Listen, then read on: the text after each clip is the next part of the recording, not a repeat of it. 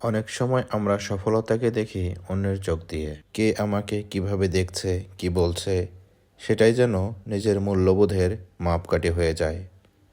আপনি হয়তো সত্যি অনেক কিছু অর্জন করেছেন, তবুও কারো চোখে আপনার কমতি থেকে যায়। কারণ সফলতার একটা সামাজিক সীমা আছে, মানুষের চিন্তার সীমাবদ্ধতা আছে এবং নিজের চিন্তার মাপকাঠিতে অন্যকে পরিমাপ করে ফেলে। কিন্তু সন্তুষ্টি, এটা সম্পূর্ণ ভেতরের ব্যাপার। যখন আপনি নিজেকে বলতে পারেন, আমি আমার সেরাটা দিয়েছি, আমার চেষ্টা সত্যি ছিল, হয়তো পরের বার আরও ভালো হবে, সেই মুহূর্তেই ভেতরে শান্তি জন্মায়। সন্তুষ্টি এমন এক শক্তি যা আপনার নিজের নিয়ন্ত্রণে থাকে, কেউ সেটা ছিনিয়ে নিতে পারে না। যখন আপনি বাহিরের স্বীকৃতি নয়, নিজের মানসিক শান্তি ও সৃষ্টিকর্তার সন্তুষ্টির জন্য এগিয়ে যান, তখন হারিয়ে যাওয়া ভয় কমে যায়।